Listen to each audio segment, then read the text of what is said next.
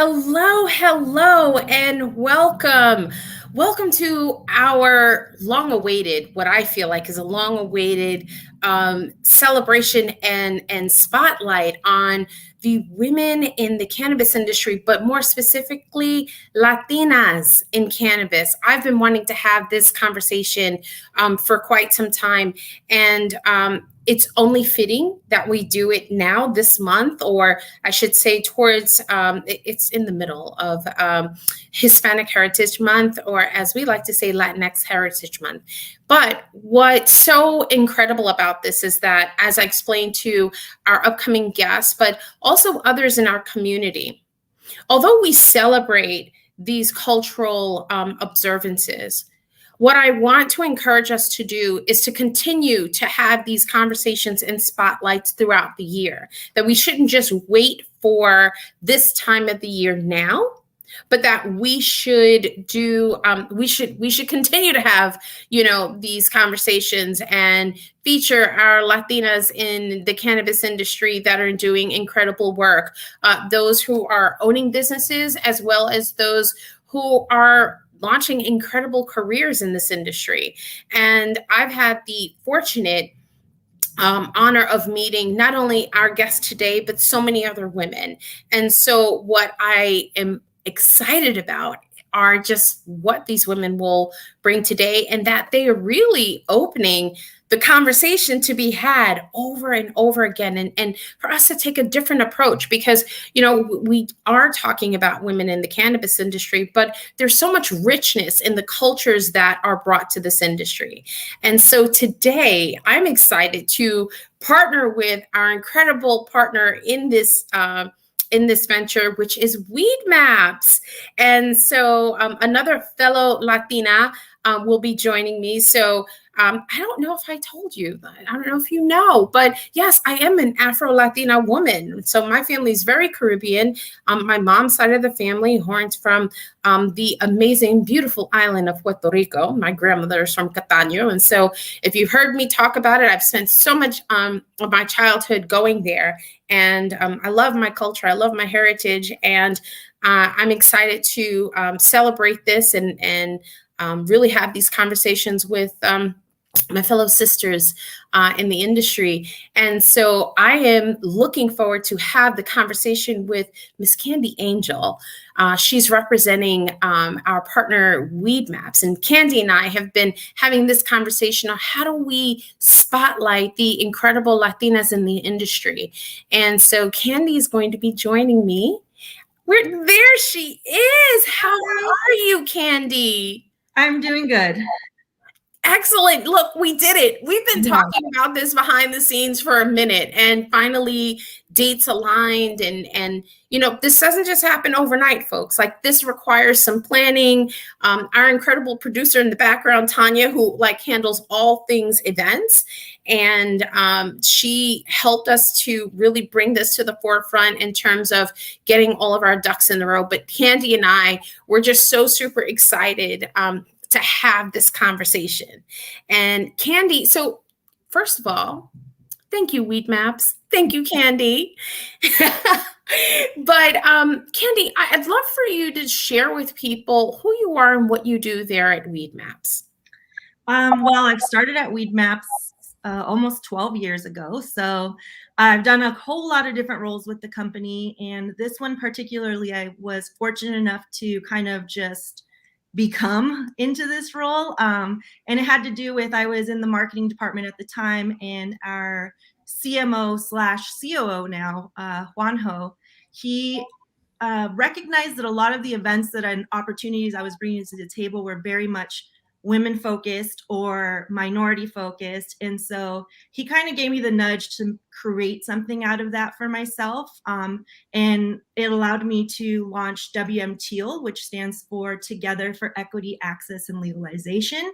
And this is kind of the umbrella for a lot of the work that we do in the social justice space, social equity, diversity and inclusion, and access for patients and veterans. So this has been probably my favorite role, not probably, it's definitely my favorite role that I've had at WeedMaps, and the one that I'm the most passionate about. So I'm very grateful for that opportunity. And so tell me, why is CSR so important for our industry? Well, I And mean, for those who do not know, I apologize, Candy. CSR is corporate social responsibility, or some like to call it cannabis social responsibility. But why is that important? well, it's important in any industry, right? And I think it's even more important in cannabis because we did build this industry off of something that has put a lot of Black and brown people in prisons and has really devastated communities of color. So I think we would be not doing our best if we didn't make an effort to try to do better. And so I think we have the opportunity because it is very young in our industry to be able to do this and set these standards for people to come. So I'm really excited that WeedMaps is doing this.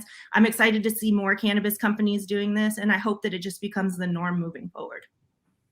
It absolutely needs to be the norm moving forward. And you're absolutely right. This is an industry being built on the backs of Black and brown people. And one of the things that I said to you in leading up to this is that where the focus is often on the Black community. And as I said to you straight off the back, I'm like, listen, Candy, yes, I am an Afro-Latina woman, but I do check the box of Black first because that is my race. But part of my ethnic culture ethnic culture is being a Latina woman, right? But in this industry, I'd like to see more focus, right, on our Latino community and what Latino women are doing, and really raising the flag to highlight and spotlight these women. And you and I both know that when we see reflections of ourselves in this industry, we show up. Yep. Right? We show up. I mean, that's why I'm here today, right? Because I was like, okay, I've stayed out of the spotlight for a long time, but I had the opportunity to hang out with both Jess and Sin, who will be speaking later today as well, while in New York, and we talked about it. There's just not enough Latinas representing us in this industry. So time to step up, time for us to do this, and I'm really happy that we were able to put this together to make this happen. And I'm really happy that WeedMaps got behind us to do this, right? You work with an incredible company, and there's so much work that you are doing in the community. And we're going to touch on that a little bit more, as you've stated. So, I know that you travel across the country, right? And one of the roles that you also said that you do is that, creating these programs to really connect with these communities. Tell us about some of the programs that you are doing already. Well, we do have a social equity program that's through WeedMaps and what we have to offer, right? And I think that this is something that every company can do with what they have.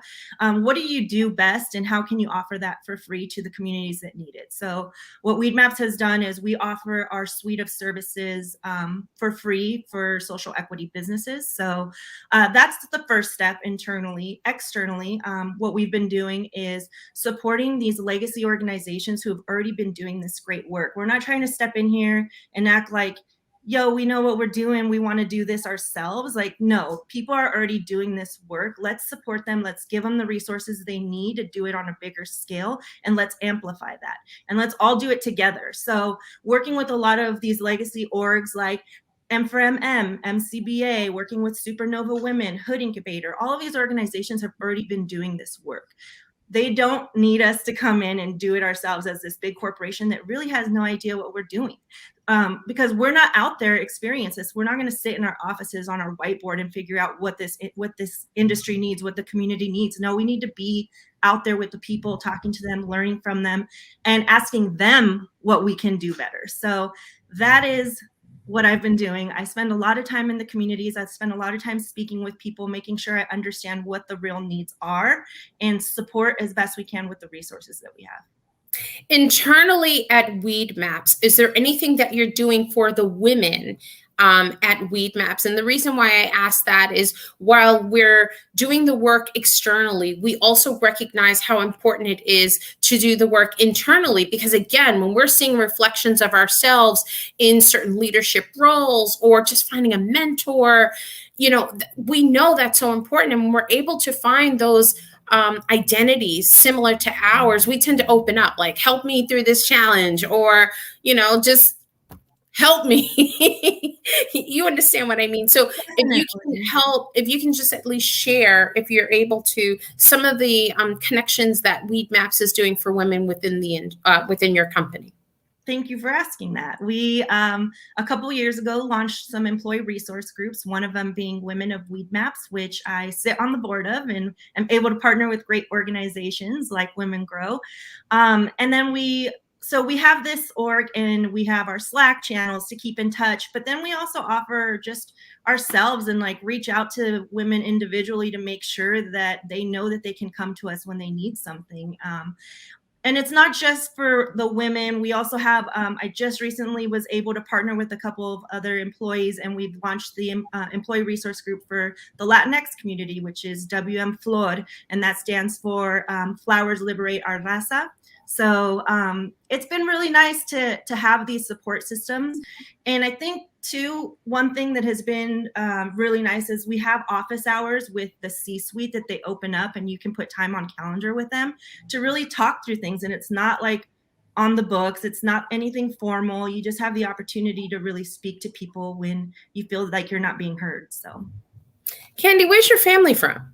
Mexicali. Both of my parents were born there. Really? Yeah. Your first generation? I am, yep. Look at that. And where is your family? Like, where do you reside? I currently live in Texas. I just moved here, but I am from California originally. My parents are in Riverside. Don't judge us by the stuff that's going on right now.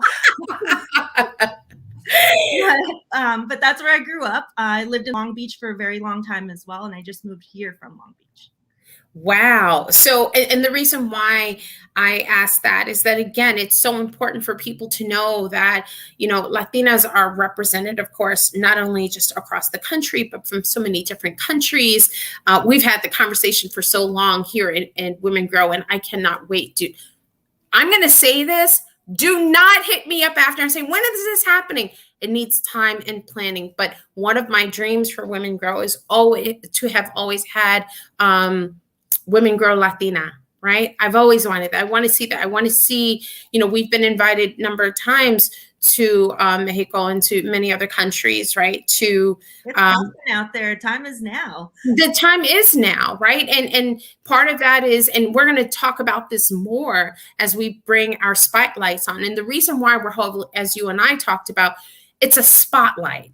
We want these women that we're going to bring on, and they only represent just a handful of the many more women in the industry, about what they're doing. This is their stage, like talk about it. And then we're going to come back together, all of us, and I have some questions that I want to share, and hopefully some tips and advice that they can give to the community. But my last question to you is, the reason why I asked you about WeedMaps and what you do internally and where you're from is the importance of bringing your authentic self into this industry. And you and I have talked about that, like, you know, are people showing up? Are they not? Are companies embracing it? If you can tell me, why is it so important to bring your authentic self to this industry and to companies in it? Well, I think for me personally, it is, I don't know how to not be myself. So I've struggled in the corporate world. I was in corporate world prior to cannabis. And I think it's really important for us to not have to put up a mask or a front all day. Like, it makes you feel like it's work, versus when you get to be your authentic self, you're comfortable and you feel good being there. You don't feel like you're being fake, or you don't feel like you're putting on, like, hitting a switch to be somebody you're not. So I think that's pretty important. And I also think, like, for our culture, that is what thrives, like, in the cannabis industry, is our culture, the diversity of our cultures, and being our authentic selves is what makes cannabis what it is as an industry, because it's so cool to work here, right? Like, it's so cool to work in the industry, and it's so fun when we get all together and get to do things. But I think it's because we get to be our authentic selves, and we're not wearing these masks, these corporate masks that people expect of other industries. And you're absolutely right. And, you know, inherently there's such a history, right, here. And then when you bring it, you know, I don't want to say full circle, because we haven't quite gotten there to that full circle. But as we're pushing towards a full circle of really seeing that representation and not hiding it, seeing the Spanish language. You and I have talked about that, where and even Tanya represented us I think in New Jersey, where I said, we should be having Spanish language conferences and platforms. Full disclosure, you do not want me to speak Spanish, right? Full disclosure, but get me lost somewhere. All of a sudden, my parents and my grandmother would be just so happy, like, "Oh my gosh, she really does speak."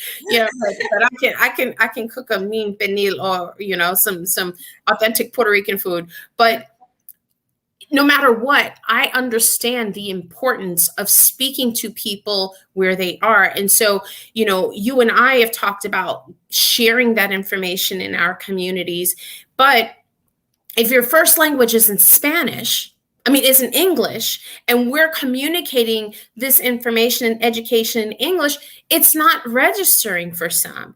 And that's why it's so important that we have to meet people where they are. And we can't just observe Latinos in this community only during Hispanic Heritage Month or Latinx Heritage Month. Like, this has to be ongoing, right? And we have to constantly work at it and really help to encourage the industry to expand its reach by creating translated materials so that people will understand. Absolutely. I think something that WeedMaps is working on, they have already started on the translation version for the app, and that's on the roadmap for 2022. And we've already started with marketing campaigns in Spanish. So I know that it's a long time coming, and we probably should have done it sooner, but better late than never. And I'm really happy that the company's doing it. And I'm so glad you said that, because you're absolutely right. Better late than never, right? And then we also recognize that because it's Spanish, there are certain dialects. There's certain, you and I talked about this. Like, if you speak to someone in the DR who may be speaking to someone in Colombia, there may be a disconnect in language. And so I cannot imagine what it's like translating that and making sure that you're properly translating it in a way that is received by all people. So thank you. Well, next, Candy, what I want to do is bring up these incredible women that we are spotlighting. It's so exciting. You and I know a number of them. And again, for those who are tuning in, this is just the start, right? We had to start somewhere, just as you said. I don't want to say better late than never, but let's start right now. And so let's keep it going. That's what I'm saying, girl. This marriage between us is just is incredible, because that's what we want to do. We want to keep this going. And so for those of you tuning in, again, these are just a few of the women in the industry. We know that there are more, and we're inviting more, right? Because I still don't think it's enough, even those that are here already and who are incredibly representing the work and the businesses that they have and do. But, there's so many more talented Latinas in the industry. But these next women are going to have the spotlight on them. We want them to talk about themselves and share their information. And then we're going to come back at the end. And there's a few questions that I have. And hopefully, if it doesn't help you, maybe you're able to share it with someone else who's sitting on the sidelines and looking to expand into this industry, maybe as a business or even as a career, like Miss Candy here. And so hopefully this is helpful to you. So I'd like to turn the spotlight off of us and turn it on to these next incredible women.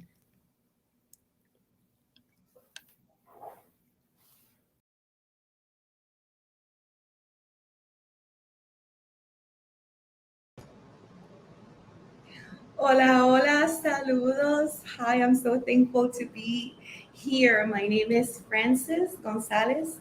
I am Boricua de pura cepa and Puerto Rican, and I am the founder of Latinas Cannapreneurs. Latinas Cannapreneurs is a nonprofit foundation based in Puerto Rico, who our mission is to inspire, educate, and elevate women, highlighting their journey in education, entrepreneurship, and activism. And we want to encourage the participation of more Latinas in this space. So I'm also the founder and CEO of Millennia Solutions. We provide business communication and contact solutions. So they could, through analytics and through data, they could make better informed decisions in business intelligence.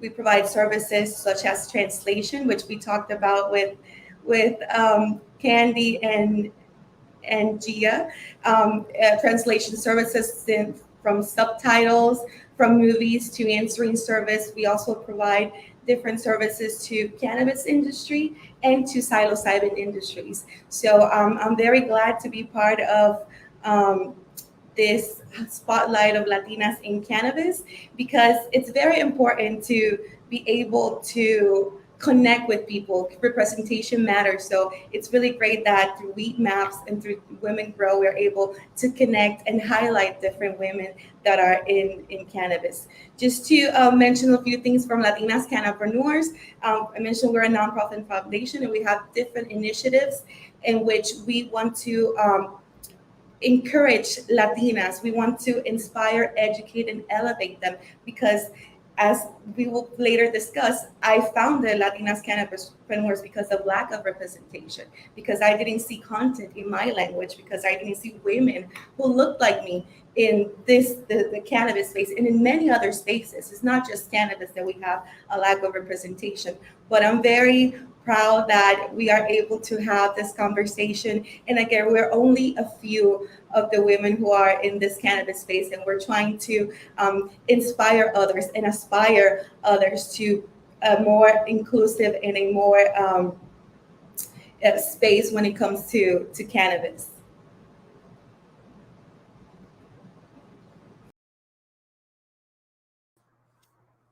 Hi everyone. Hello. Hi everyone. Thanks so much for being here and for having me. I'm so excited to be here. My name is Cynthia Villamizar, and I just want to share a little bit today about my journey to what I work on today, and tell you a little bit about all of the different projects that I work on within the cannabis industry. I'm joining you today from San Francisco, but I grew up in Miami, Florida, to a Colombian father and an Ecuadorian mother. And the second half of my childhood was in Tennessee. So I started figuring out my relationship with being a Latina really early on in life. And I feel like my younger self would be really proud that I'm still talking about this and what it means to me, and especially within the cannabis industry. I feel like it's a really special thing. So I'm excited for today. I started off my career actually in big tech. So I started as an intern at Google when I was 21. And then I spent the majority of my 20s there, actually. I was there for about 6 years. And I worked both at Google and at Waze, both in the US and in Latin America. So I really had like a very traditional start to my career. But then I had this very like personal journey to finding cannabis and cannabis wellness. It had such a big impact on my life, my family's life, and our health. And so I really fell in love with it. And I really felt at the time that that was going to be my life's work. So I felt that. I ended up leaving Google, and I wasn't really sure where my journey would take me, but I knew that I was really passionate about cannabis education. So I launched my own platform called SynTV, where over the years I've really gotten to test out this passion for education, try different things like events, tutorials, webinars, really kind of just understand why it means so much to me and how I want to express that. But it has also become over the years a really a chronicle of my journey in the cannabis industry. Being in this game, there's a lot of ups and downs. There's a lot of shifts into what you're looking for and what the industry is doing. So it has been an incredible experience, and I chronicle a lot of that on SynTV. And over the years, I've been really lucky. I've got to try out a lot of different things, working for cannabis brands, working for distribution companies. But today I'm really excited about the things that I'm working on. I'm pretty thrilled to say that I've been able to connect the dots in a lot of my past life, in my current life in cannabis. So I'm thrilled to share it with you and hope it kind of opens your eyes to the opportunities in the game. So first of all, Backbone is one of my roles today. I work there as a marketing manager, and I have found such great excitement for the work that is being done at Backbone. At surface level, also, first of all, I would just like to say, I wouldn't be at Backbone today if it wasn't for Women Grow.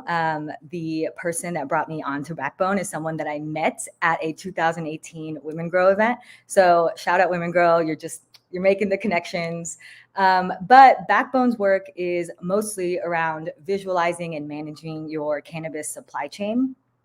So essentially being able to see in one place all of the different facets of your cannabis operation and business, everything from accounting to extraction to packaging and all the way through getting it into the store. So there's a whole lot of industry and work being done behind the scenes to these types of, final products, right?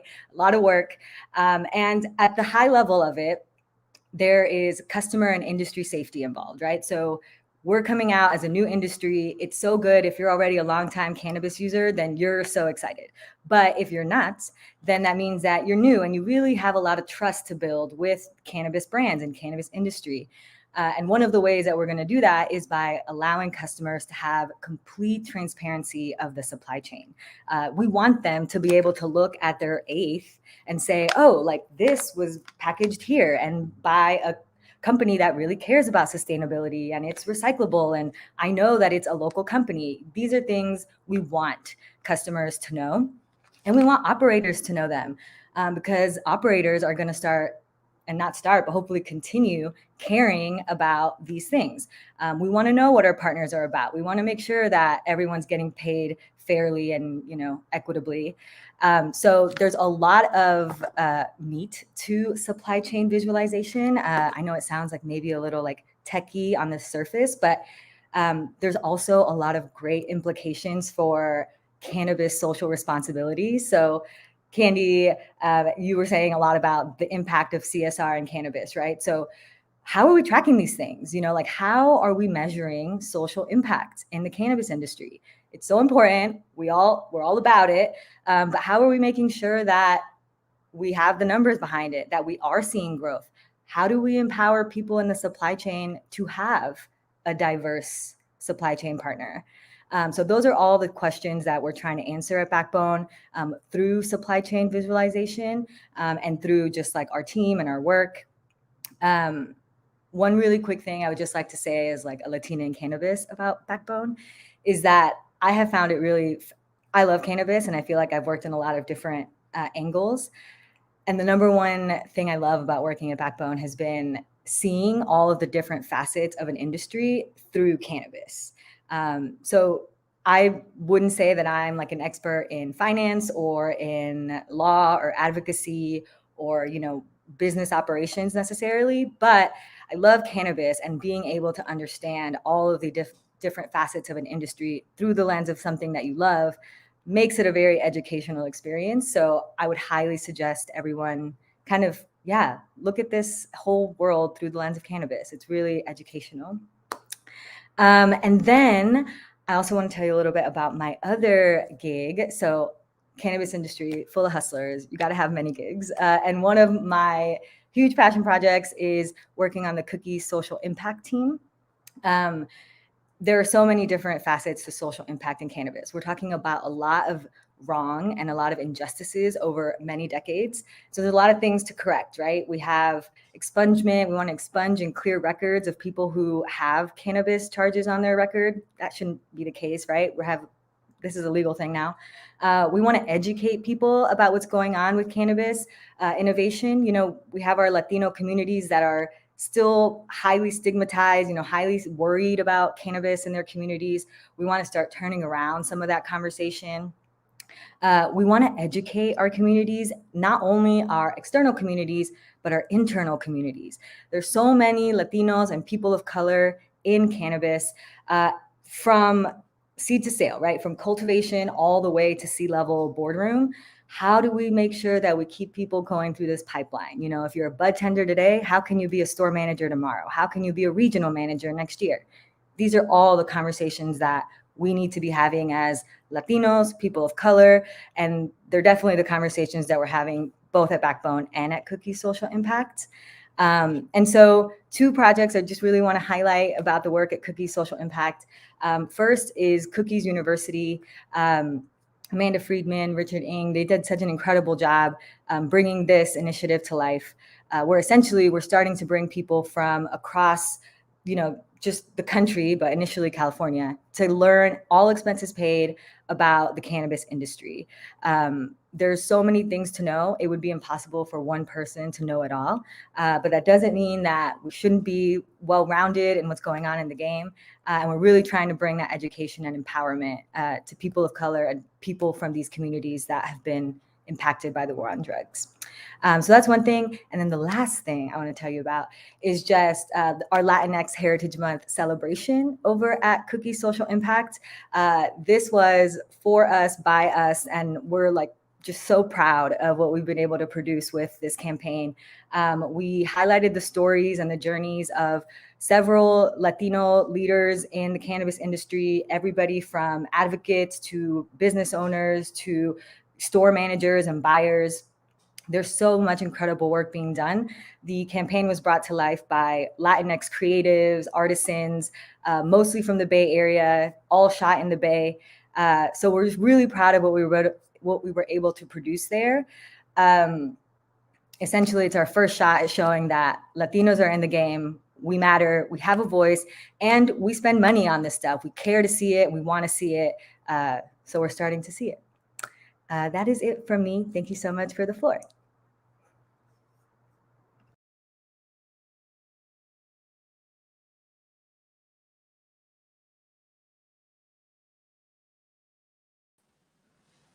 Hi, everybody. I'm Coral Hines with Buena Botanicals. Hello, I am Ra Hines, also with Buena Botanicals, obviously. And we are twin sisters, in case you guys couldn't tell. So what I do basically is I have a background in the fashion industry. I used to live in New York City. I worked in luxury fashion in park development, specifically helping designers develop their products and luxury items. I was very disheartened and concerned to see the lack of concern for the environment as well as the supply chain in the fashion industry when I was there. And so I decided that it wasn't the right path for me. And then my sister Ra, she pitched this business idea. And she was like, hey, Coral, I met this hemp farmer in Colorado at the Pine Ridge Convergence. And at that time, this is back in 2019, at this time, I wasn't really sure what CBD was. I had heard whispers about it around, but after doing the research, I was like, wow, this is really something. Like, this can really be amazing for everybody. And so we started Buena, and yeah. Yes. So just to ground you guys a little bit about who we are, our mother is from Cuba. She's from Havana. So she immigrated here to New York City. And then after our grandparents moved to Tampa, where I am currently, Coral's in Georgia, our whole family wound up in Tampa, Florida. So that's our background. And as Coral said, we started Buena Botanicals in 2019. My background is rooted in social justice work, environmental justice work, food sovereignty, and just organizing in general. And so I was invited to speak at it was called the Indigenous Wisdom Permaculture Convergence on Pine Ridge Reservation in South Dakota. And there I met a bunch of really awesome, beautiful permaculturalists, environmentalists, farmers, activists, everything like that. And I met this hemp farmer, and her name was Eugenia. And she spoke, she did a presentation, and then I met with her afterwards and asked her about, CBD, because that's what she presented on. And we're both longtime cannabis users, but as Coral said, I had heard about CBD like a little bit prior, but I did not use CBD or really even fully understand what the use of it was. So I sat down with her, we had a long discussion, and I let her know about our mother's situation. Our mother is a huge inspiration for why we even started Buena Botanicals, with her pain, with her arthritis. And so she wanted to give me a free sample. And after that, I brought it home. I tried it. She tried it. Coral tried it. And I was like, this is the truth. And it just kind of organically went from there. So we're really excited about Buena Botanicals. We're still very new, but we're really dedicated to our mission, to community, to self-determination, to environmental responsibility, and just really making sure that all of those things are integrated into self-care, because, you know, you can't take it out. What we do to ourselves is that it affects the environment, and vice versa, because we're all connected. So, yeah. Oh my God, that's awesome. I love you. Anyway, this does all the time. Anyway, so yes, my sister is awesome. Another thing about Buena Botanicals is, like Ross said, we really value holistic healing, wellness. We didn't really see a lot of people who look like us in cannabis in 2019. And so we really wanted to make us seen in this space, because we deserve a spot here. As Candy has said, and as Francis had said, you know, the war on drugs has ravaged Black and brown communities, and, you know, we are owed this, if anything. And so we wanted to really be authentically us. And, you know, if people vibe with it, great. If people don't, then, you know, that's okay too. So right now, what we're doing right now on Instagram, we offer we're doing a Mind Your Mental series. So every month we host someone who does some kind of holistic healing work. So we've had a aromatherapist on there. Last month, I interviewed someone who had a CBD spa. We've done Reiki services for free, you know, streaming on our Instagram, just to help educate people, our followers, about other holistic healing practices that they can combine with their CBD and their cannabis use to improve their lives and their overall wellness. All right. And I also just want to say, I really liked what Sin said about transparency of the supply chain and trust. And that's something else that we have done our best and are continuing to strive to do better with our brand, Buena Botanicals, is to make sure that we're being clear and honest about what we're doing, how we're doing it, who we're supporting, and why. And so everything that everyone said so far is definitely 100% in alignment. And we're excited to be here. And thank you guys so much for having us. Thank you so much.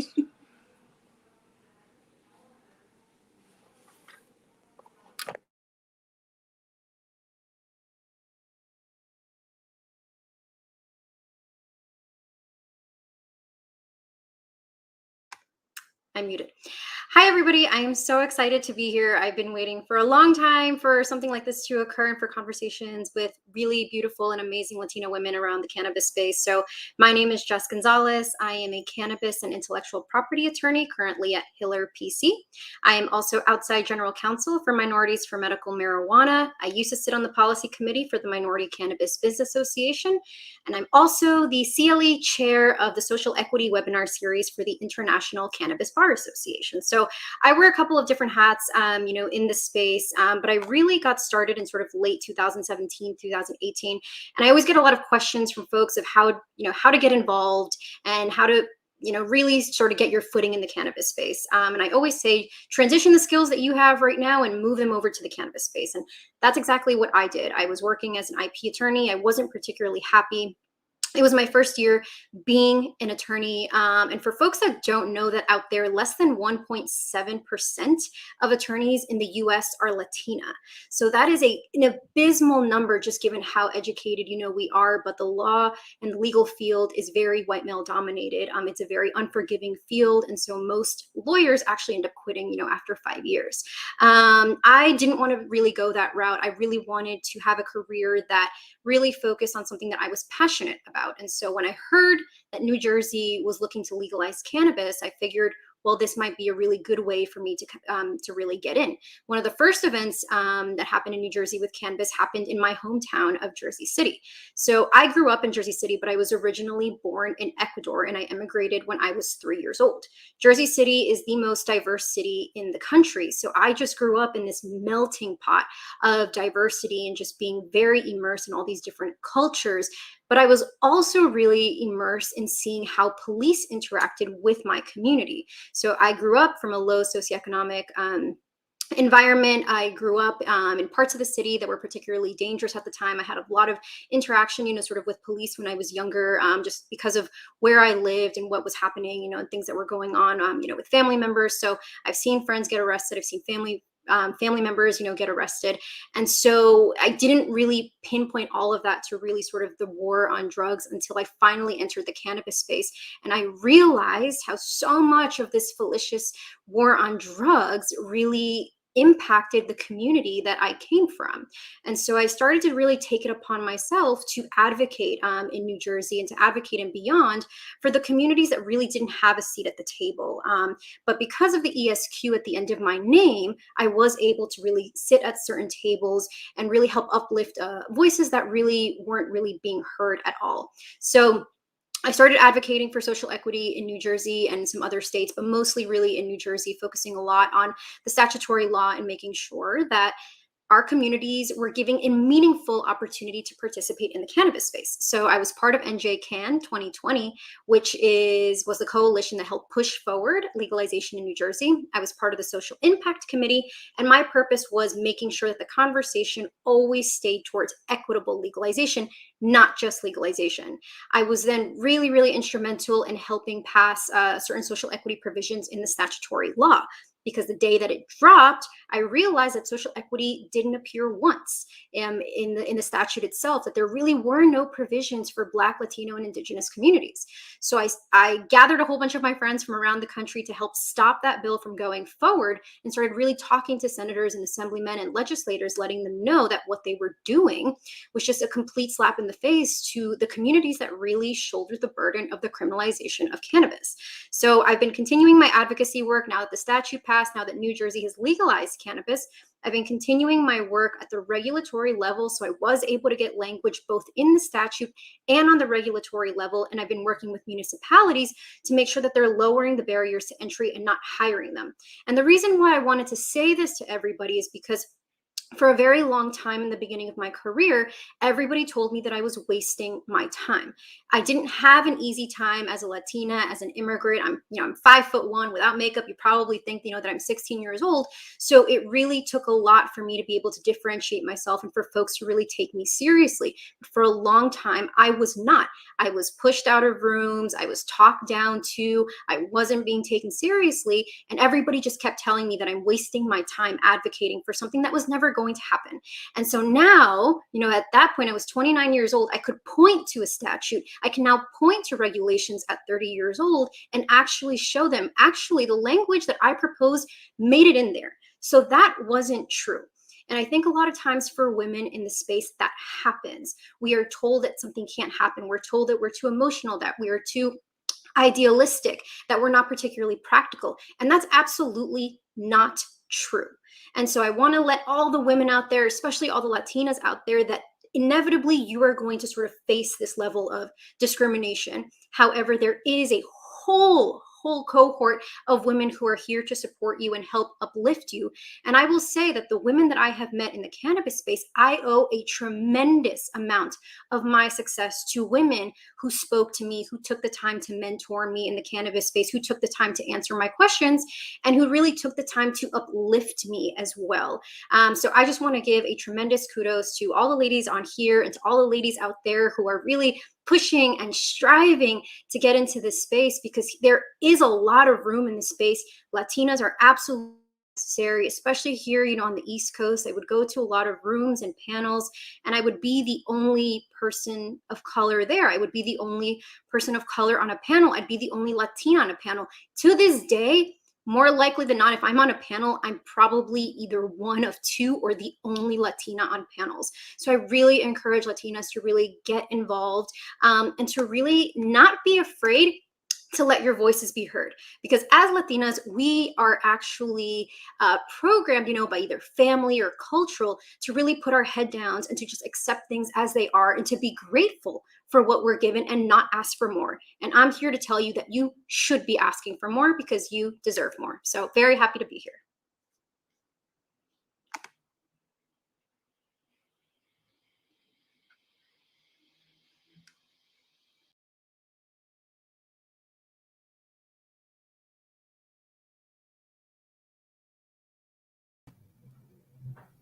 I had to mute myself because I'm so excited. I'm so excited. If you're tuning in late, again, my name is Gia Morón. I'm president of Women Grow, and I'm just so proud. I'm so proud of the women that were able to share their story, their business, their background. I'm here writing notes. I don't know about you guys, but when we do these talks, I take them seriously. And I'm writing notes. I mean, the fact that we had someone who's representing Puerto Rico, Ecuador, Cuba, Mexico, Colombia. I mean, and they're from all over the country.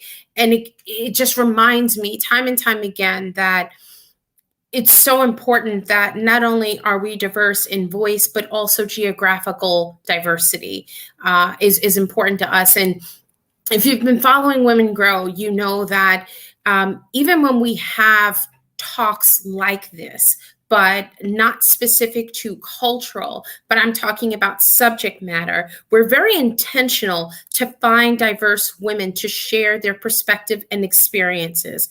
Because again, I will reiterate, it is so important to see reflections of ourselves in this industry, whether at the C-suite level or in ownership. And you just heard from incredible women that will be coming back to share their stories. But the one thing, there's a few things I want to point out. You know, this is a celebration of Latinx Heritage Month. But, you know, where do you find these women, right? How do you meet them?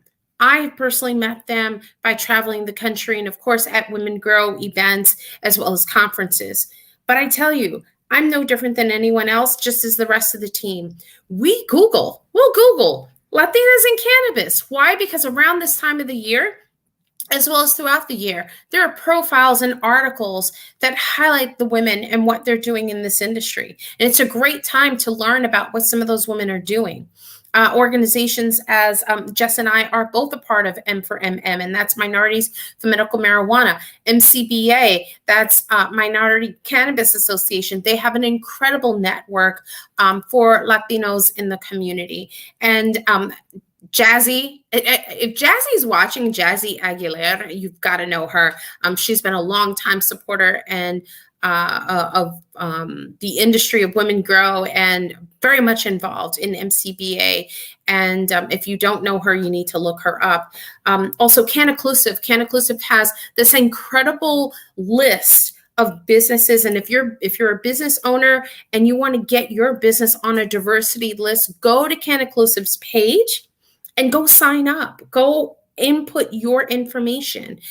Just recently, there was a celebration of National Latinas in Cannabis, and this was not only advocated but promoted by a group called Latinas in Cannabis. And I want you to go look them up. I want you to go follow them. And they reached out to us today, unfortunately, because everything had been set up, we couldn't add them. But what they didn't know and what you all are going to learn about is that this isn't just a conversation today. This is a conversation that Candy and I have had for some time. I've had also with other businesses and other companies that we want to keep this conversation going. I want to know, who are the Latinos in your company, and who are the Latinas that are represented, who are management, who are senior level, those who are coming in. Are we connecting with them? Are we highlighting them? This day is just the beginning of more conversations and hopefully even more solutions and advice, as Candy mentioned earlier. So I'd like to bring our speakers back on the stage and as we talk about some of the things that I hope will be helpful to you all. You know, the other thing that is interesting to me when I think about like Googling information and you like see all of these faces and names pop up, it excites me. Just listening to these incredible women and your stories, I'm literally writing notes like, okay, Jess talked about being adamant about having her voice heard and not being overlooked, right? And Candy sharing the importance about, you know, the CSR work. Girl, you got 15 million jobs, okay? And I am for the hustle all the way. Why? Because what I recognize as you described each of them is that they're all interconnected some way in some form. And that's so important. And then when I think about the sisters, oh my God, the Hines sisters, like, I am sitting here, I was giggling about how happy you are to talk about what you do and the inspiration that comes from that.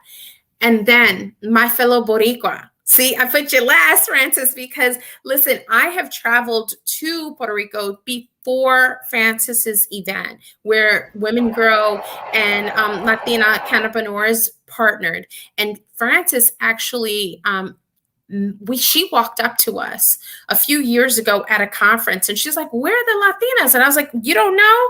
Hold on. And what did I do? I went and I found them and I pulled them. And I was like, because if we're not identifying to each other who we are, what we do and where we come from, then we don't know how to make that connection, which is why it's so important for representation.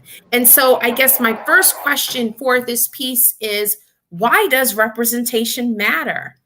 And I'm going to hit Jess first, and then I'm going to make a round robin because I think it's important for everyone to hear your voices about this. Sure. So it's really important because especially, when I started out, it was really the women that really helped me a lot. But the one thing that I noticed was that we just didn't have a lot of women on color on panels. We didn't really see them sort of leading some of these events. We didn't see them sort of at the front lines, right? And a lot of times it was the women were doing the work, but they weren't actually getting the proper recognition for it, right?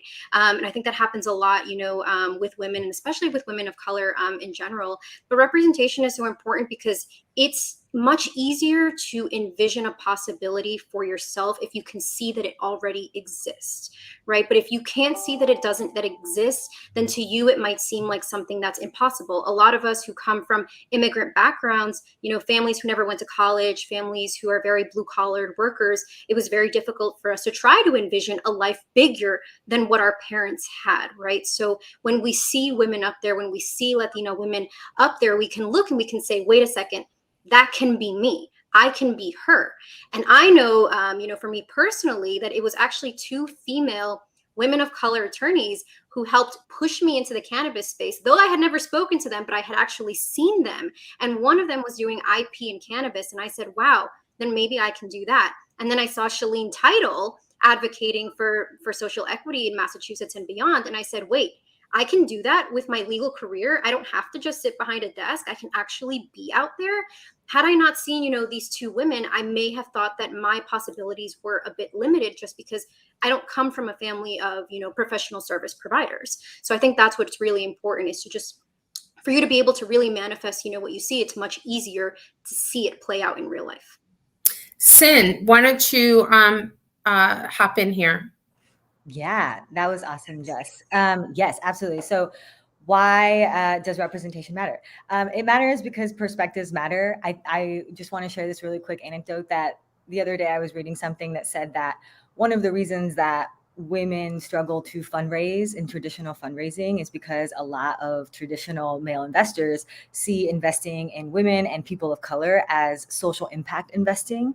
Like they don't necessarily consider it investing in a business that is going to return on their investment, which is such a shame and such just like an incorrect perception of the reality of things.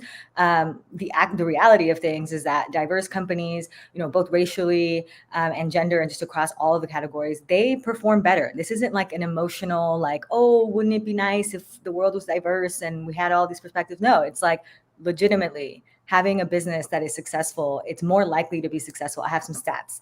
35% more likely to perform better, 120% more likely to hit financial goals, 70% more likely to capture new markets. These are numbers. These are real statistics. It comes from having a diverse business, a diverse operation. So it's just good business. Thank you. I want to bring the Hines sisters on. Because one of the things that I said to Tanya as we were planning this is that it is, and Candy, you can attest, we're texting. I was like, I need my Afro Latina sisters a part of this conversation because while we acknowledge the day, I don't think people understand the diversity within the Latino community. And it's so important that we do see each other, as Jess said, and as we've all said. And so for the Hines sisters, why does representation matter? And I know you spoke about it earlier, but I'd like for you to elaborate if you can. Yeah, Coral, you want to talk first? I'm going to go. You got it. All right. So yeah, definitely. I really, really like what Jess said. I think she hit it right on the head, which is possibilities, right?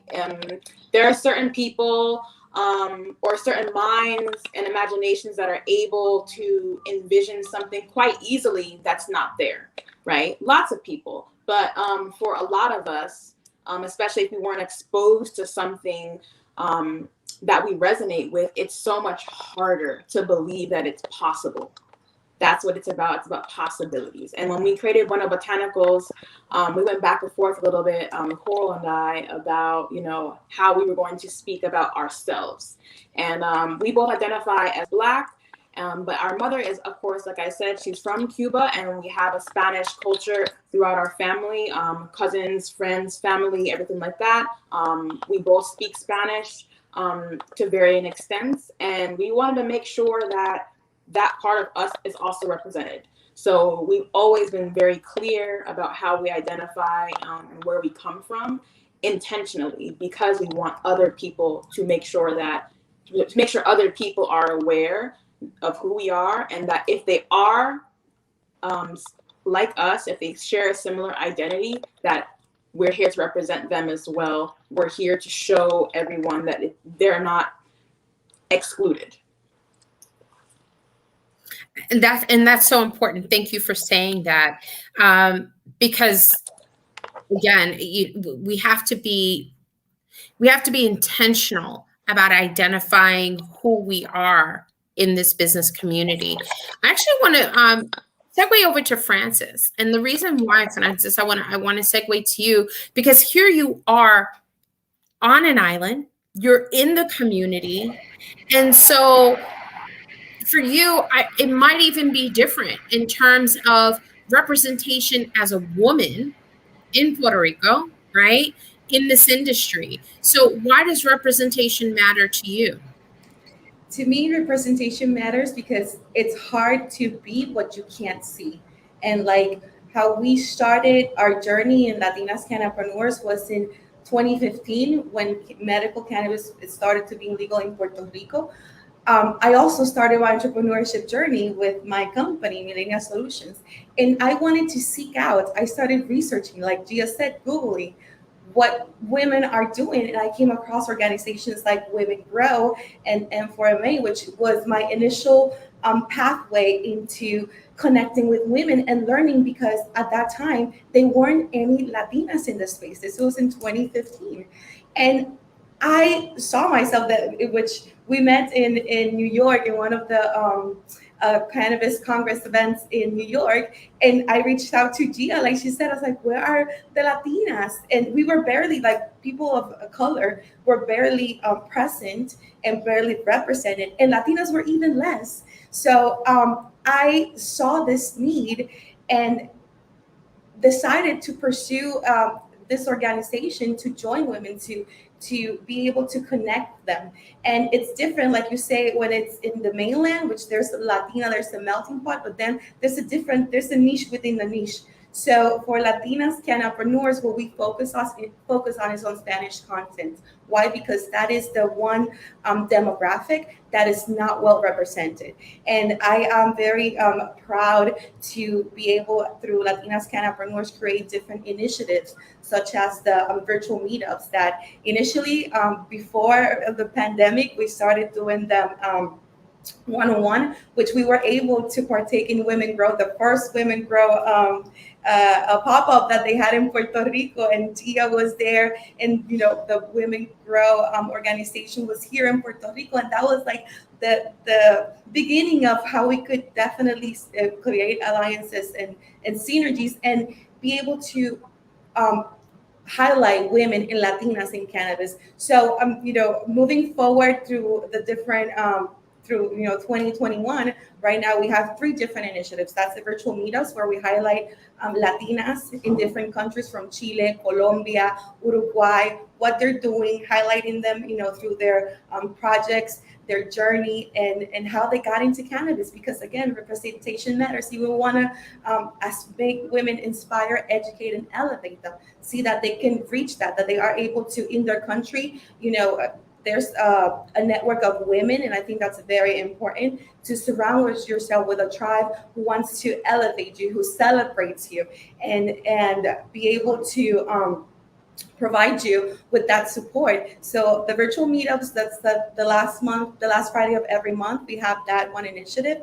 Then we have our ambassadors program, where we have ambassadors from Colombia, from Canada, from Argentina, from Mexico, which they represent our brand, and they all are entrepreneurs. So they have their own projects, and we're able to again travel and connect and see how different cultures, different perspectives, and how cannabis brings it all together. And again, we have our different origin stories, and that's what in Latinx Cannapreneurs we want to advocate and again highlight, be able to inspire others.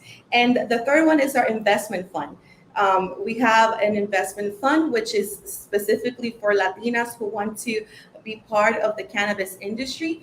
We assist them financially, and we provide mentoring and networking for women who want to start in the cannabis business, whether if it's as a bud tender, there are different regulations and an investment that you have to partake if you want to be part of the industry in different countries. So that's what in Latinx Cannapreneurs, we're all about: inspire, educating, and elevating. And it's different every time. That's why we focus on Spanish content. And we are very proud and very elated to be part of this panel, which with most of them I've interacted and I've met. And it's very inspiring how those connections and the networking that we do, and how each life that we touch throughout our journey, it comes back to us. So it's very great to have you, and that's why representation is so important for all of us here.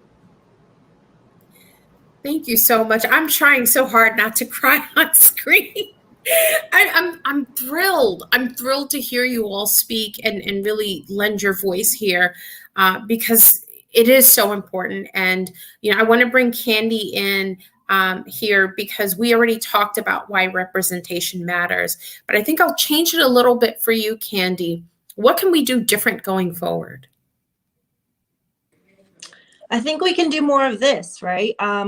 Making sure that voices are heard and elevating the work that others have been doing to show people that this is happening. Like, this is a safe space. You can come in. We're here to support you. And I think everybody can do better by internally working on their diversity and making sure they have everybody represented in their company. I don't know. I just think that elevating those voices and making sure that everyone is heard in their companies is going to really make a difference for other people who might be behind the desks, not really speaking up, or just even in like your hiring, making sure that you have representation in the recruiting team, because those people, we tend to reflect who we are and who we hire. And so if you don't have a diverse team that is doing that, then you're not going to see that reflection in the people that you hire. So it's going to matter in all parts of your company. I love that you said that, because you're absolutely right. We've talked about the recruiting aspect as well, and making that very much a part of it, right, in terms of inclusion. And as we continue to have these conversations, I think it's important for companies to see this happening, because then having, just as you said, those internal conversations. So once your internal business is on the same page, then that's what you're communicating externally, and it's reflected. So I appreciate you saying this. I want to circle back to the sisters, because each of you all create something or contribute something very different to the industry. But we have Buena Botanicals that is, it's a product, right? It's an amazing product that has, I Googled you in addition to following you, but you've gotten some great media coverage, which has been fantastic. And I love that you express the organics of it and the wellness of it. And the reason why I'm expressing that is just recently, so we don't just speak it, right? I go and purchase and buy products. I bought products from them. They have no idea. I recently bought products from another sister in the industry, Miriam, who pulls her herbs from her backyard. Matter of fact, I ordered agua de flor water from her. I was like, oh yeah, I need some of that. I need some sage. But creating products with even a Spanish language name, that's a part of your brand. Can you talk about why that was so essential for you to do? Yes, thank you for that question. So when we were doing market research about all these different CBD brands, and we just didn't, everything seemed the same to us. They all had like, text as a logo, and we wanted something that was fresh, something that really described us and our culture, something colorful, something fluid, something that we felt really signified who we are as women and individuals. And we wanted to let everyone know that, hey, we are here, we are Buena, we are Latina, we are in this space, and we will be seen. And that's basically why we chose our logo and our colors and our name. So I love it. Cyn, you're in the community, as you've said, and as I've seen, because I see your posts, I follow you. How is it engaging in the community? And what I mean by that are people responding positively to the work that you're doing? And by the way, I want to also shout out Cookies and Amanda. Love Amanda. We were just on a call recently. I really applaud the work that they're doing on the social, on the impact side. But I mean, you're in the community often, just, as you said, from the different hustles that you have. But how are people responding to it? Yeah, thank you for that question. It's been incredible, actually. There's been so much great energy around it. I think there's a desire for people in the industry to celebrate each other, especially among Latinos. Like, we're doing big things, and we haven't really put each other on, and we haven't been able to be together because of obviously COVID and so many things. And so there's been a great response. People are excited to celebrate people making strides. And I think it's something that people want to see from their cannabis companies, but we're just kind of building the foundation for this type of work. People want to see it from their cannabis companies, but we're getting there. And we want to show that all of this stuff is also revenue, producing, right? Like, yes, of course, we want to celebrate the people in the industry because they deserve to be, but also because there are a lot of Latino, Latinx customers and industry players. And so whatever we can do to elevate on both sides of the line, internal and external, we need to be doing that. So it's been an incredible ride. That's awesome. And you're absolutely right. We need to see more of it. We will see more of it. I believe we will. And I'm not saying that this is going to start a trend, but I do hope that it's a domino effect, right? Why not? It doesn't matter where it started. It just matters that it's happening. Jess, I want to go back to you, and then I'm going to circle back to Francis. But being a bilingual attorney, and the reason why I want to touch on that is we have many business owners that are entering this industry. And as we said earlier, if we're not meeting people where they are, and we're not sharing the information that they can receive in the most digestive way, it becomes challenging. And so you being an attorney, a bilingual attorney in this industry, are you finding that you are getting clients of Latino, descent that are coming to say, hey, can you explain this to me? And the reason why I say that is, how complicated the regulations are. Right. And they will shut it down and shut us down in a heartbeat. So this is why it's so important that we understand as business owners in this space, the legality And so are you finding that people are coming more to you because you have that bilingual advantage? Some. I actually find that a lot more people are actually interested in not, more so getting involved, but they just want to know what's happening. They have no idea what's going on in the state. They have no idea what's going on in the city. So I've actually gotten a lot of practice because of my family. And so, I also wanted to relay this, that when we're also thinking about representation, right, and when we're thinking about getting out there and putting Latinidad really at the front lines of cannabis, we need to make sure that we're talking to our families. We need to make sure that we are also educating them on what is happening, because their war on drugs is very different from the United States war on drugs, right? Just having to explain this to my mom, having to explain this to my family members, in Ecuador, of what's really happening.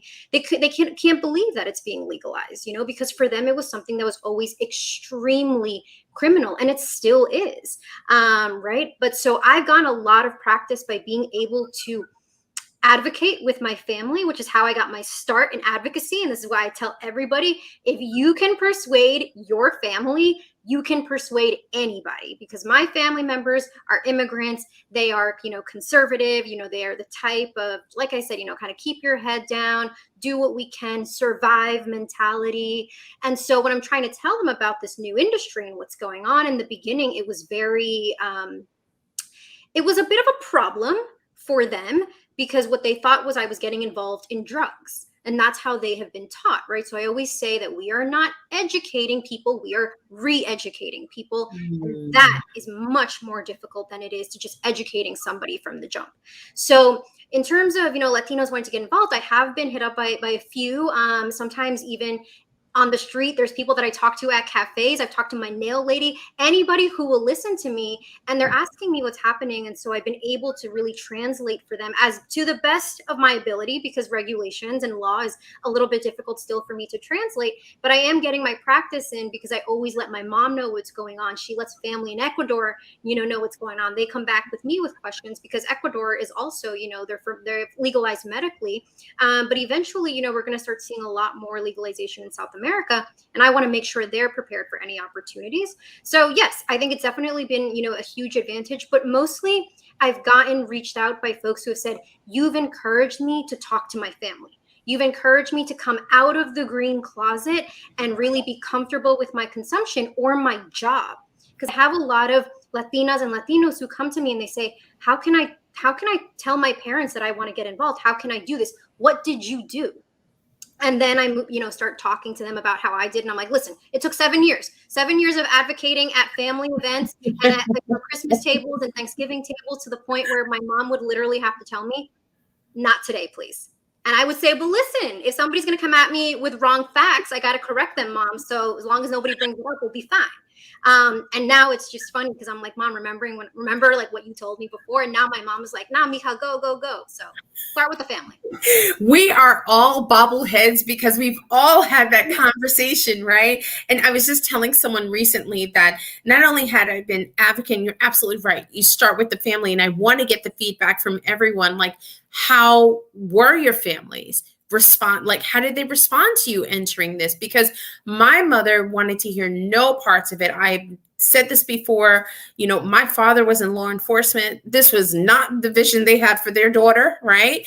But understanding that we have done the work, and rightfully so, as Jess said, our family's experiences have been it has been different experience than what we see in the United States or other parts of the world and country. And so just hearing you say that is so funny, because we are like, yes, you're absolutely right. My mother would not listen to a single word I said, but let it be a doctor or an attorney or something. And then they're like, oh, you're right. Right. Well, I think it's also, especially if come from an immigrant family, if you can professionalize this, then they're much more accepting of it, because they're all about, they came here for opportunities. They came here to, better themselves. And sometimes, how it is, with immigrants, you want to show that, you're doing better than your other folks, who came over. Right. And so if you can professionalize this and show a level of success, that's how I also got my family on board, when they said, oh, okay, this is actually a real career.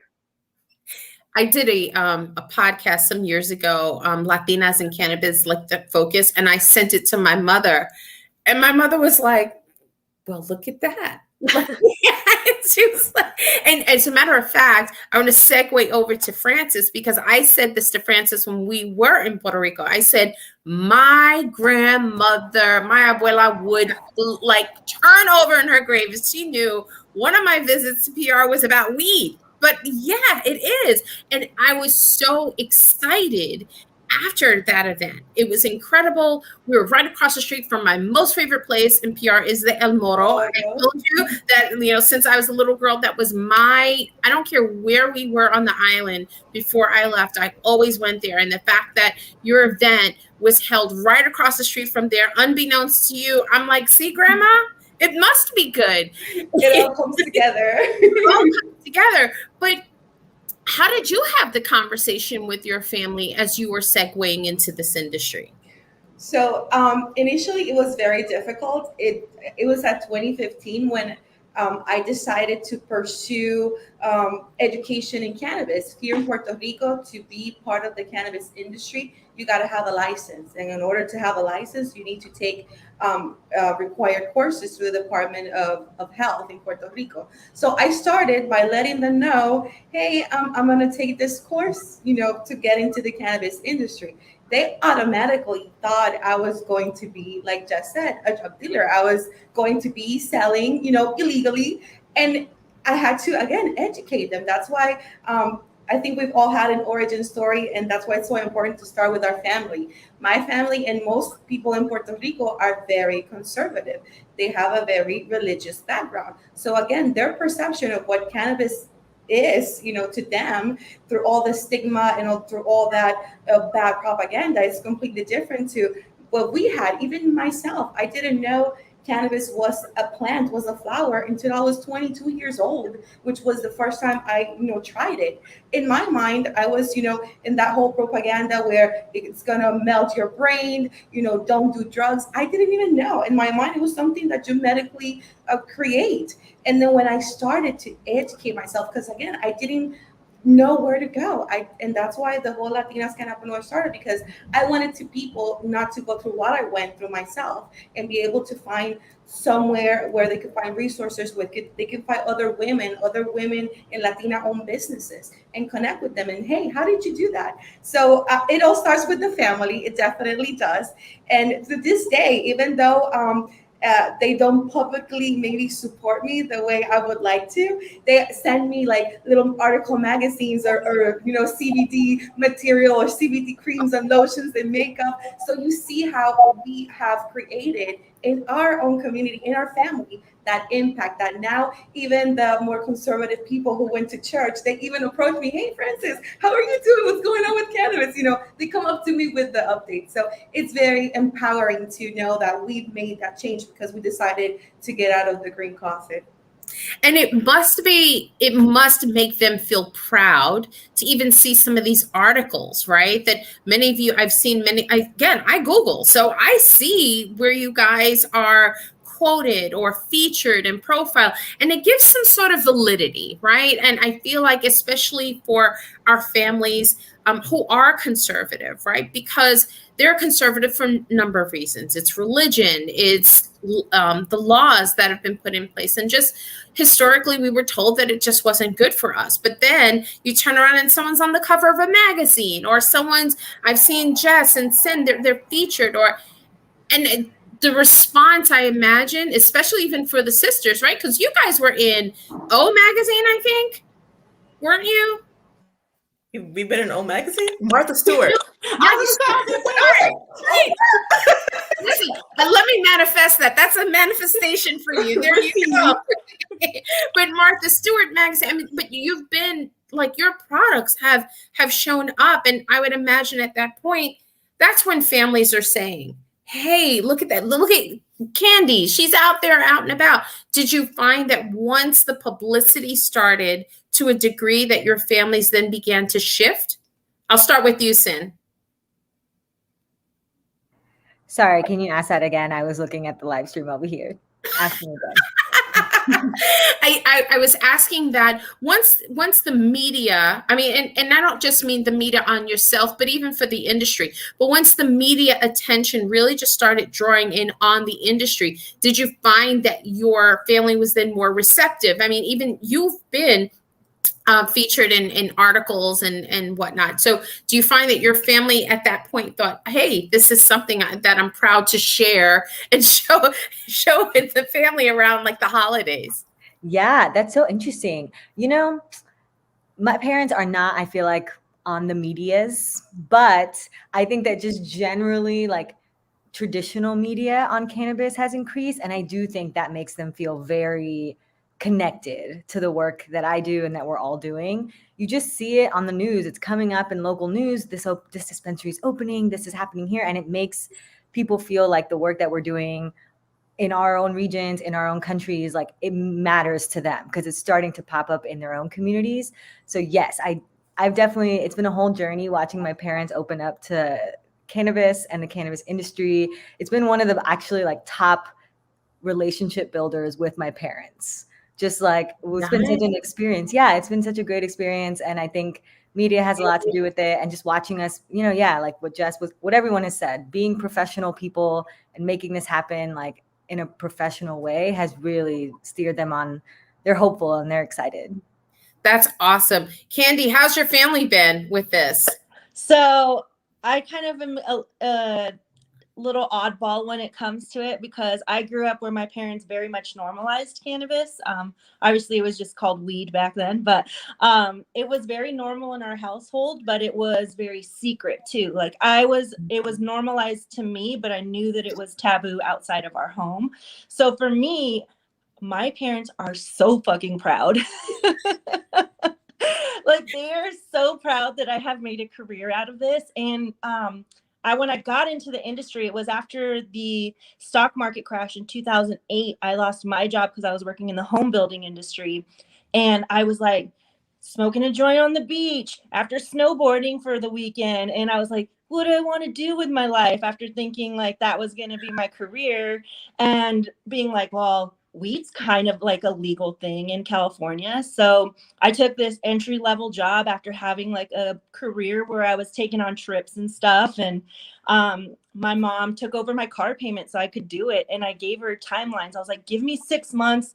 I know I can figure this out. If it's not in 6 months, then like I'll go back to finding a regular job. And they supported me through it. And it became into what it is today. And I'm so grateful for their support and for how proud they are now. But those first couple years, I worked in the medical industry, according to my family. Right. At home, yes. She's in the weed industry, but outside to friends and neighbors, oh, she's in medical, she's in healthcare. Yes, because it was true. I was working at a medical marijuana evaluation centers with Dr. Bonnie Goldstein was my first job in the cannabis industry. So I was definitely in the medical field, but it was weed. So my parents didn't like me saying that for many years. So. But cannabis is medicine. So there you go. I know that I can't believe how quickly this time is going by. I've got 2 questions before we wrap.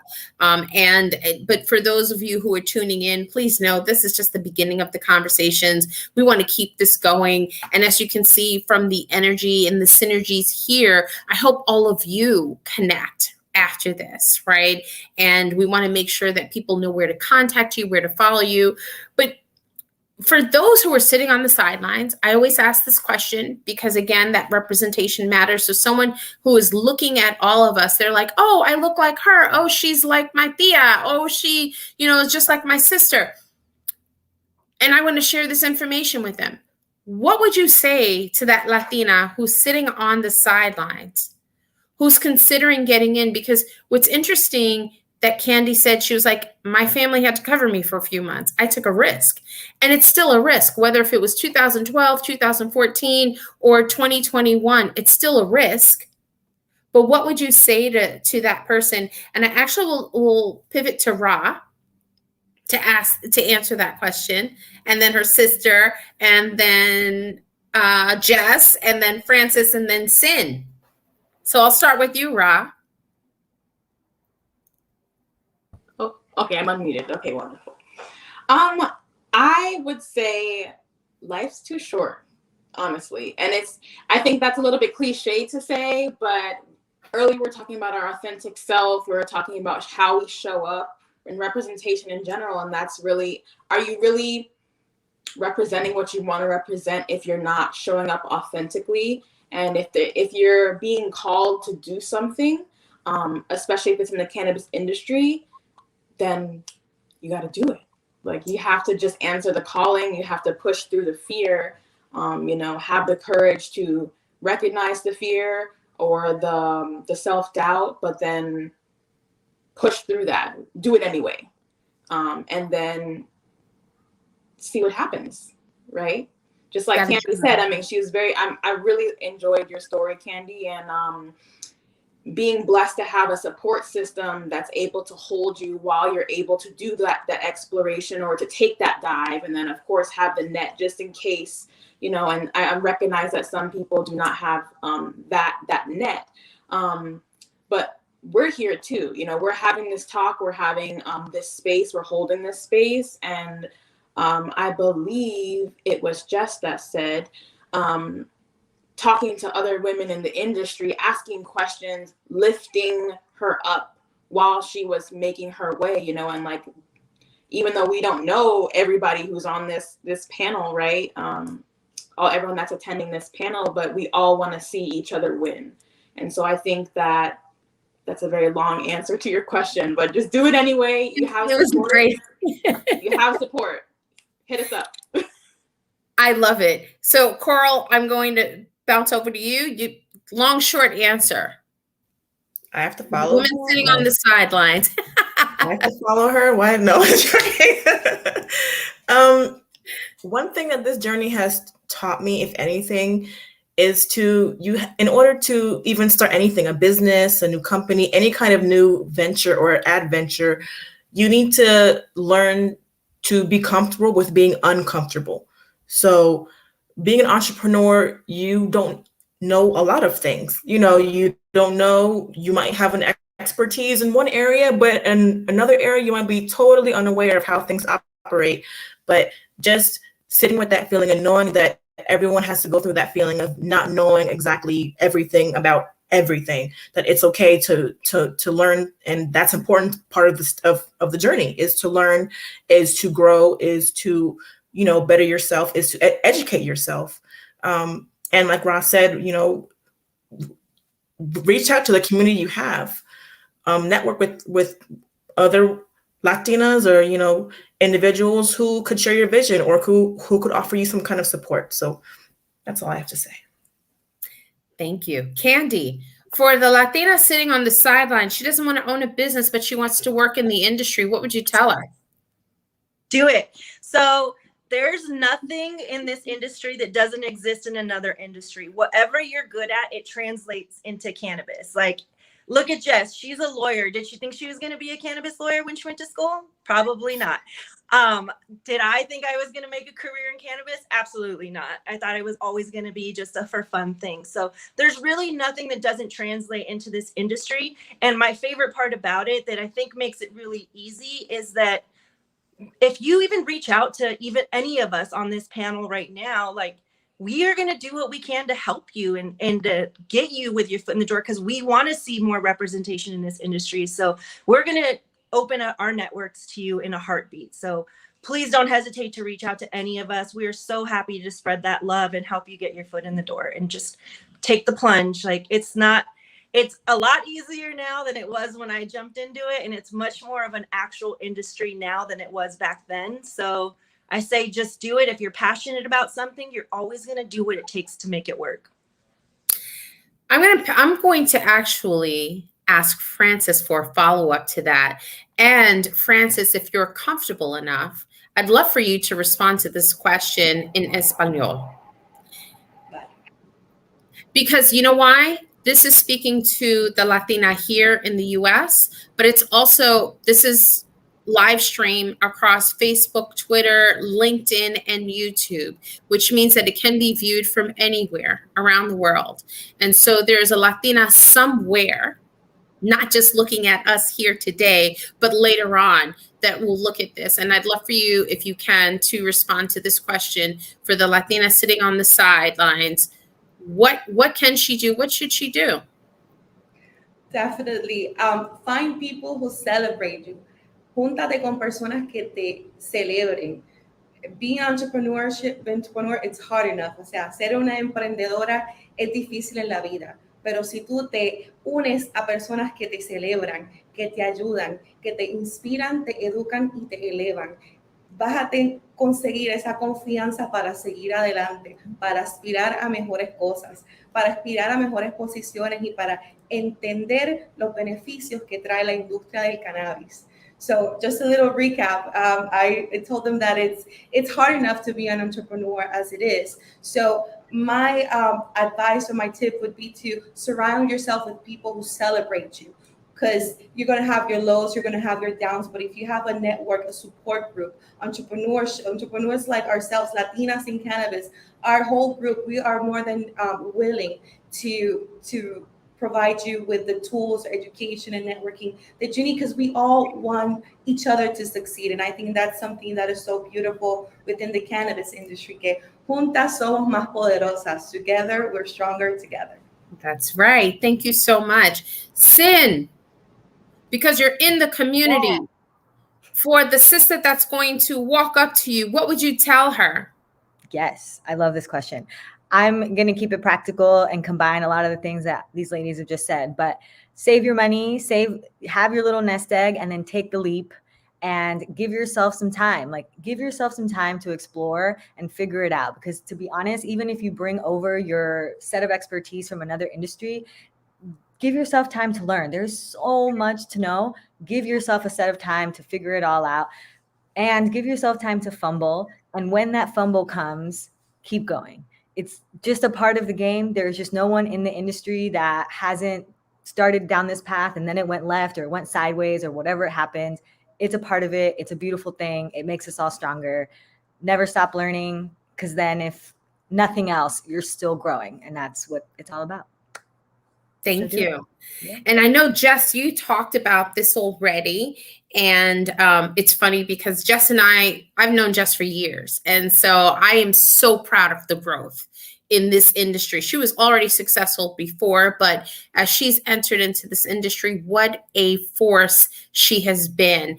And, you know, we're often giving but this hasn't been a conversation about the challenges. And so I don't want anyone tuning in to think it's all woo-woo and, you know, look, it's hard. There's some hard shit that happens to us all, right? But taking that risk, taking that leap, of course, doesn't come without scratches and bruises. But Jess, what I wanted to say to you, to the woman that's sitting on the sidelines, how do you bounce back? What would you tell her? So I would tell her that nothing that you do that is backed by good intentions, it is ever done in vain. Whether your success comes in a year, whether it comes in 2 years, whether it comes in 4 years, in my own experience, it will come if what you're doing is backed with good intentions. So the first thing that I would encourage anybody to do is ask yourself why. Why are you looking to really get involved in this industry? Because that why is going to be a tremendous anchor when shit starts to go awry, which it will, because in this industry, it's basically pivot or die, right? It is constant changing. It is constant pivoting. It is constant reinventing yourself.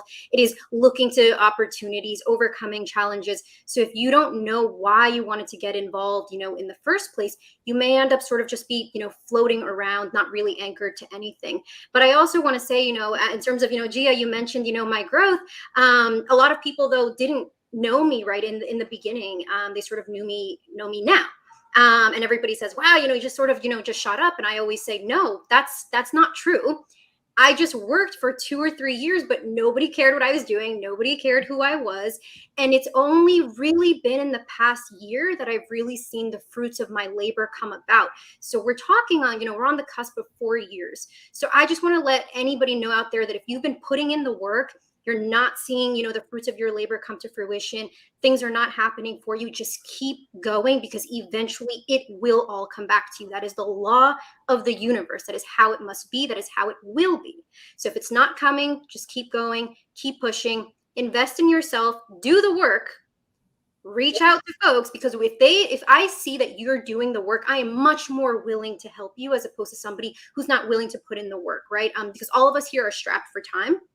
That if I see women out there, if I see Latinos, if I see anybody out there really pushing it forward, doing something that is different, really trying hard, I have much more of a motivation and incentive to really help them out. So educating yourself, invest in yourself, and nothing that you do is ever in vain. Jess, I'm going to end with you and go round robin. How can people follow you or contact you?